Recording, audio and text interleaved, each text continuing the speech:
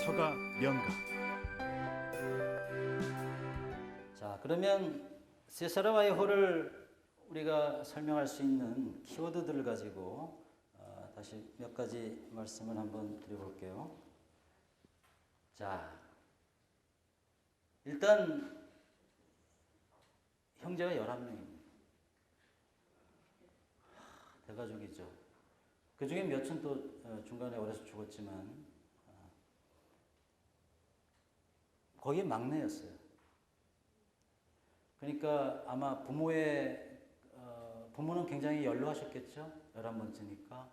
그러니까 객지에 나가서 이렇게 자식이 가난하게 생계를 유지하기 위해서 발버둥 치면서 살아가는 자식을 두고 얼마나 근심이 많았겠어요. 그죠? 그런 것들이 시에도 그대로 드러나는데, 장남하고는 나이 차이가 많이 나서 어떤 시에 보면은 장남이 이름이 빅토르인데 너무 늙어서 어머니 동생 같다, 뭐 이런 표현도 나와요. 보면은 인디오와 메스티소 사이 혈통을 다 가지고 있습니다. 그러니까 할머니 두 분은 외할머니, 친할머니 다 인디오 출신이고, 양쪽 할아버지 두 분은 다 스페인 갈리시아 출신의 할아버지들이었어요. 그러니까 그 사이에 결국은 메스티소가 태어났고, 부모는, 그렇죠? 그 혈통을 이어받은 거죠. 그래서 얼굴을 보면 메스티소의 어떤 특징적인 그 모습들이 좀 비쳐 보이죠. 그리고 이 메스티소라고 하는 이 사실이 바이오호의 어떤 시의 어떤 분위기와 굉장히 밀착되어 있습니다, 사실은. 왜냐하면 산악지대에 원주민 전통이 강하게 남아있는 환경에서 자랐기 때문에 그 고향에 대한 어떤 그리움, 그 다음에 대도시를 떠돌면서도 늘 고향에 대한 어떤 노스텔지아가 있었고, 또 가족을 거기다 두고 왔기 때문에, 고향을 거기다 두고 왔기 때문에 늘 고아의식에 시달려야 했고, 그 다음에 밑에 제가 적어놨지만 그 호세 칼로스 마리아 떼기라고 하는 아마 페루가 낳은 굉장히 위대한 사상가인데, 저 사람과 더불어서 인디헤니스모라고 하는, 그러니까 인디오는 굉장히 핍박받는 존재잖아요. 그러니까 원래는 그 땅의 주인이었는데 핍박받는 존재로 전락한 거죠. 그래서 그들의 잃어버린 권리를 되찾아 주자는 어떤 운동이 인디헤니스모예요. 그 운동을 호세 칼로스 마리아 떼기와 같이 전개하기도 하고 했던 것이, 결국은 정복 이후에 잃어버린 어떤 그 뿌리에 대한 어떤 관심과 그 뿌리를 이루는 사람들에 대한 애정과 이런 것들이 어떻게 보면 세사라 바이오 시의 어떤 근간을 이룬다고 볼 수 있겠죠. 이제 또 가장 중요한 건 바로 가난이었어요. 트루히오나 리마로 뭐 대학에 진학하기 위해서 여러 차례 법대, 의대 막 들어가 또 인문대도 들어갔지만 중도에 다 포기합니다. 학비를 벌기 위해서 여러 직업을 전전해야 되기 때문에 결국은 나갔다가 등록하고 또 일하다가 지쳐가지고 다시 고향으로 들어오고 하는 그런 아주 다람쥐 쳇바퀴 도는 듯한 삶을 오랫동안 살다가 결국은 지치고 지친 상태로 파리로 이제 떠나게 되는 거죠. 그 다음에 이제 그런 가난뿐만 아니라 굉장히 불운했어요. 그러니까 많은 여인들하고의 관계도 결국은 불행으로 끝난 경우가 많았지만, 아까 경우처럼 자기는 아무 잘못이 없는데 방화범으로 몰려서 112일 동안이나 부당하게 감금돼 있었고, 물론 그런 시기에 어떤 겪은 고통이 트리세라고 하는 굉장히 탁월한 시집으로 다시 태어났다면 독자로서는 행운인지 모르겠으나 개인으로서는 어마어마한 어떤 불운인 거죠. 그래서 어떤 그런 부조리한 사회나 또 어떤 폭력, 그러니까 폭력이라고 하는 것은 조금 사회적인 폭력 같은 거겠죠. 거기서 오는 어떤 환멸. 그러니까 부조리나 폭력 이런 데서 개인은 어떻게 되나요? 소외되겠죠. 근데 이제 소위가 돼도 세사라바의 위대함이라고 하는 것은 어떤 고독과 고통과 소외를 남들과 공유하게 돼요. 그래서 이제 컴패션이라고 되어 있는데 패션이라고 하는 거는 예수님이 받은 어떤 고난을 얘기하잖아요. 그걸 함께 나눈다는 뜻이잖아요. 그런 의미에서 아주 긍정적이고 적극적인 의미에서 네루다는 그 고통을 넘어서는 어떤 연민과 타인에 대한 연민과 동정을 항상 같이 고민했었던 어떤 시인이었어요. 그러면은 저렇게 고독과 고통과 소외를 넘어서 연민으로 가는 그 힘은 어디에서 그러면 나올 수 있었을까? 신일까? 그렇지 않죠. 가장 큰 건 바로 가족애였어요. 그래서 모성애, 어머니의 사랑이 거기서 차지하는 비중이 가장 컸고요. 어머니를 중심으로 한 가족애가 결국은 네루다의 세살바이오의 삶과 문학을 떠받치고 있다고 해도 과언이 아닙니다. 그러니까 결국은 신의 자리를 어머니가 대신했다라고 해도 틀린 말은 아닐 것 같습니다. 근데 또 신도 이렇게 먼 존재는 아니었어요. 왜냐하면 초등학교 시절에는 그 사제가 되는 게 꿈이었고 또 부모님의 꿈이기도 했어요. 그래서 한동안은 사제가 될 꿈에 부풀어 있었는데 나중에는 그 길을 여러 가지 이유로 포기하긴 했지만 그래서 세사르바요의 시에는 신에 대한 원망이 드러나 있긴 하지만 신을 부정한다든가 거부하는 무신론자는 절대 아닙니다. 그게 나중에 말씀드리겠지만 네루다와의 또 다른 차이죠. 그러니까 이렇게 가족의 어떤 사랑이 있었던 그 안데스의 어떤 산악지대에 대한 고향에 대한 그리움, 그것이 이제 고아의식하고 연결이 된다 했는데 루벤 다리오는 늘 파리에 가고 싶어 했고 네루다도 스페인 마드리드에 이렇게 가고 싶어 했지만 남들이 가고 싶어하는 파리에 갔지만 세살바요는 계속 마음속에는 고향밖에 없었어요. 그래서 좋은 의미라고 하는 시에 보면 이렇게 나오고 있어요. 어머니 파괴라는 이름을 가진 곳이 있답니다. 아주 크고 멀고 정말 거대한 곳입니다. 라고 하는 그 어떤 대도시에서 펼쳐지는 회색빛 어떤 삶에 대한 어떤 거부 이런 것들을 드러내고 있죠. 그래서 그러니까 인간성 상실이나 소외나 부조리 이런 것들이 어떤 문명을 상징하는 도시의 삶이라면 바이오에게 있어서 자연이나 순수, 가족의 보금자리 이런 것들을 상징하는 것은 바로 안데스 그 산악지대의 어떤 삶이었던 거죠. 그것이 그것의 대비가 굉장히 많이 드러납니다. 시안에서. 그래서 결국은 저렇게 고독이라고 하는 것을 넘어서서 이제 연민을 거쳐서 스페인 내전을 기억하는 어떤 시편들에서 보이는 어떤 연대, 휴머니즘으로 이제 어떤 승화되는 모습을 보여줍니다. 그래서 분명 이데올로기적으로는 공산주의와 막시즘의 굉장히 오랜 시간 경도되어 있었지만 이런 어떤 이데올로기는 세살바요가 걸치고 있는 어떻게 보면 외투와 같은 것이다. 그러니까 원래 시에서 보면 나 자신의 고통 또 그 고통이 나만의 것이 아니기 때문에 또 타인에 대한 관심과 애정과 연민 이런 것들이 결국은 저런 이데올로기적인 지향으로 자연스럽게 이어진 거죠. 그래서 세살바요에 있어서 이데올로기라고 하는 것은 그 속살이라기보다는 그냥 겉에 걸치고 있는 외투와 같은 것이다. 저는 그렇게 이해하고 있습니다. 그 다음에 저렇게 고통스럽고 또 이데올로기에 경대된 그런 어떤 삶의 궤적을 보여주면서 동시에 또 한 시기에는 아방가르드의 어떤 진짜 최첨단을 걷는 시대를 앞선 시적 혁신을 보여주기로 했다는 점 이런 것도 굉장히 쉽게 어떤 설명하기 힘든 세사르바요만의 어떤 특징이라고 볼 수 있겠죠.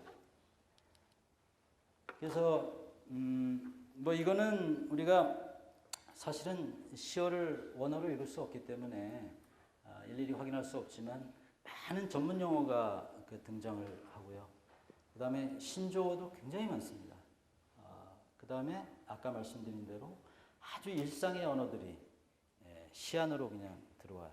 그래서 구어체, 대화체시다, 뭐 이런 용어도 있는데 그 선구적인 어떤 역할을 했다고 보고, 그 다음에 뭐 좀 초보적인 형태긴 하지만 그림시를 좀 시도하기도 하고, 그러니까 회화적인 성격을 굉장히 강조하는 거죠.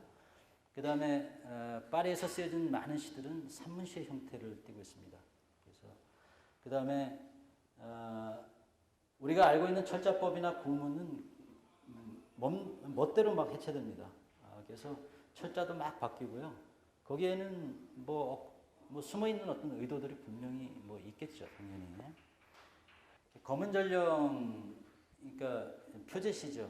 첫 번째 시집에 여기 보면 살다 보면 겪는 고통, 너무나 힘든. 이거 우리말로 옮겨놓으면 하나도 맛이 없어요. 신의 증오가 빚은 듯한 고통. 그 앞에서는 지금까지의 모든 괴로움이 썰물처럼 몰려들어 영혼에 고이는 듯. 모르겠어. 얼마 안 되지만 고통이지. 굳은 얼굴에도 단단한 등에도 깊디 깊은 골을 터놓는. 어쩌면 그것은 날뛰는 야만의 망아지. 아니면 죽음의 신이 우리에게 보내는 검은 전령과 같은 것. 뭐 이렇게 하고, 그러면 불쌍한 가엾은 사람은 누가 어깨라도 치는 양 천천히 눈을 돌려 망연히 바라봐. 지금까지 모든 삶은 해안의 웅덩이가 되어 그의 눈에 보이고, 살다 보면 겪는 고통, 너무나도 힘든. 모르겠어. 그러니까 자신의 삶을 옥죄는 고통이 분명히 있는데 그 이유를 모르겠어. I don't know라고 하는 게 바로 네루다의 세사르 바이오의 시를 또 지배하는 키워드의 하나이기도 합니다. 근데 이 시에서 보면은 5분 문 앞에서 타닥타닥거리며 타버릴 때 내는 소리, 그러니까 내가 겪는 이 고통이라고 하는 것은 그리도 기다리던 빵이 5분 앞에서 타닥거리며 타버릴 때 내는 소리. 저게 뭐 누가 해설한 거 보니까 저 표현이 원래는 진짜 다 이루어졌는데 다 된 일이 숲으로 들어갔을 때 쓰는 표현이라는데, 저거는 세살과의 삶과 연결시키면 굉장히 실감 있게 다가옵니다. 자, 생각해봐요. 자식이 11명이었는데 뭐 이제 몇 명은 이제 다 이제 나이가 들어서 객지로 나갔을 거고, 주로 세살바이오는 위에 누이 둘하고 나중에 이제 1915년에 죽게 되는 형 미겔만을 하고 넷이 주로 이제 지내게 돼요. 한동안.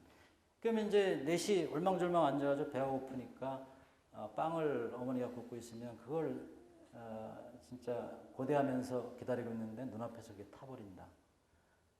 그게 연상이 되죠? 그림이 좀. 그래서 저 원인을 알 수 없는 어떤 고통에 대해서 얘기를 해요. 근데 뭐 똑같은 거죠. 비참한 저녁 식사 보면은 이제껏 겪어온 고통에게 언제까지 의문보호를 찍어야 하는 건지. 우리는 너무도 많이 식탁에 앉아 쓰라림을 삼켰다. 배가 고파 한밤중에 잠 못 이루고 우는 어린애처럼. 영원한 아침나절, 우리 모두 아침을 거르지 않고 서로를 마주볼 수 있게 되는 건 언제쯤일까? 그래서 누가 죽었다고 얘기할 때도 세사르 바이오는 나중에 시에서 보면 그가 다시는 점심을 먹을 수 없게 되었다. 뭐 이렇게 표현한다든가 굉장히 절절하죠. 이 눈물의 계곡으로 데려와 달라고 한 적이 없는데 언제까지 여기 있어야 하는 건가? 그래서 이런 이제 단계를 거쳐서 세사르 바이오는 희망에 대해서 말씀드리지 않은 어떤 산문시에서 아주 반화적으로 이렇게 얘기를 해요. 나는 오늘 이 고통을 세사르 바이오로 겪는 것이 아니다. 예술가나 인간, 살아있는 존재로 겪는 것도 아니다. 내가 세사르 바이오가 아니라도 이 고통을 겪었을 것이다. 예술가가 아니라도 겪었을 것이며 인간이 아니라도 살아있는 존재가 아니라도 이 고통을 겪었을 것이다. 오늘은 저 깊은 곳에서부터 괴로워하고 있다. 오늘은 그저 고통스러울 뿐이다. 이제 인간 세사르 바이오가 느끼는 고통을 인간 보편의 어떤 고통으로 이제 받아들이는 모습을 좀 볼 수 있어요. 그렇죠?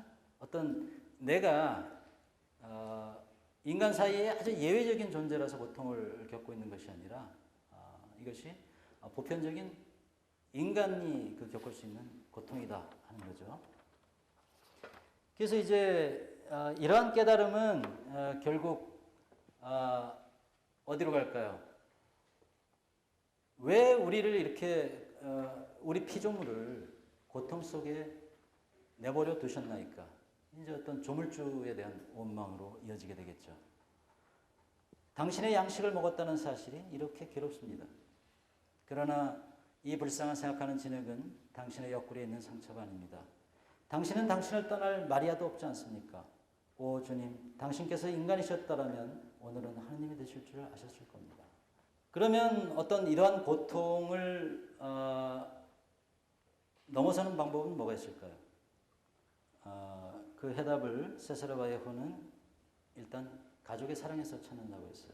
그래서 끊임없이 고향과 지금은 뿔뿔이 흩어져 있는 가족을 시 안에서 환기합니다. 소환합니다. 형, 오늘 난 툇마루에 앉아 있어. 형이 여기 없으니까 너무 그리워. 이맘때면 놀이를 했던 게 생각나. 엄마는 우리를 쓰다듬으며 말씀하셨지. 아이고 얘들아, 빨리 와서 밥 먹어라. 저녁 기도 전이면 늘 술래잡기를 했듯이 지금은 내가 숨을 차려야 형이 나를 찾지 못해야 하는데 대청마루, 현관, 통로. 다음에는 형이 숨고 나는 형을 찾지 못해야 해. 그 술래잡기에서 우리가 울었던 일이 생각나. 도저히 찾을 수 없으면 울지요. 나중에 주저앉아서. 형, 8월 어느 날 밤 형은 새벽녘에 숨었어. 그런데 웃으며 숨는 대신 시무룩한 표정이었지. 가버린 시절 그 오후의 형의 쌍둥이는 지금 형을 못 찾아 마음이 시무룩해졌어. 벌써 어둠이 영혼에 고이는 걸. 8월 어느 날 밤 형이 숨었다는 얘기는 죽었다는 얘기죠. 그렇죠? 그래서 어린 시절에 술래잡기와 죽음을 연결시키면서 가족에 대한 어떤 사랑과 그 아픔, 고통을 노래하는 시입니다. 형, 여기가 아주 압권이죠. 너무 늦게까지 숨어 있으면 안 돼. 알았지? 엄마가 걱정하시잖아. 아까 말씀드렸던 것처럼 개인으로서 또 그게 인간 보편의 어떤 고통이라고 해도 그것을 신에 대한 원망에 그치거나 아니면 좋았던 시절에 대한 어떤 회상으로 그치지 않고 타인에 대한 연민으로 이제 확장시켜요. 일용한 양식의 일부를 보면은 자, 문이란 문은 모두 두드려 모르는 사람일지라도 안부를 묻고 싶다. 그리고 소리 없이 울고 있는 가난한 이들을 돌아보고 모두에게 가꾼 빵 조각을 주고 싶다. 한 줄기 강력한 빛이 십자가에 박힌 못을 빼내어 거룩한 두 손이 부자들의 포도밭에서 먹을 것을 꺼내오면 좋으련만. 아침에는 눈이 제발 떠지지 말기를. 왜 아침에는 눈이 제발 떠지지 말기를 할까요? 일어나도 먹을 게 없으니까. 그죠? 주님, 우리에게 일용할 양식을 주소서. 내 몸의 뼈 주인은 내가 아니다. 어쩌면 훔친 건지도 모른다. 아니면 다른 이에게 할당된 것을 빼앗은 건지도 모른다. 내가 태어나지 않았다면 나 대신 다른 이가 이 커피를 마시련만. 나는 못된 듯 도둑. 어디로 가야 한단 말인가. 이 차가운 시간, 땅이 인간의 먼지로 변하는 서글픈 시간. 문이란 문은 모두 두드려 누구에게든 용서를 빌고 싶다. 그리고 여기 내 마음의 오븐에서 갖고 오는 신선한 빵 조각을 건네주고 싶다. 그러니까 자기도 뭐 평생을 굶주리며 살았는데 남의 고통을 이제 내 것으로 느끼게 되죠. 이것이 바로 진정한 의미의 컴패션, 연민, 동정인 거죠. 누굴 불쌍하게 여기는 것이 아니라 고통을 함께 나눈다는 의미에서.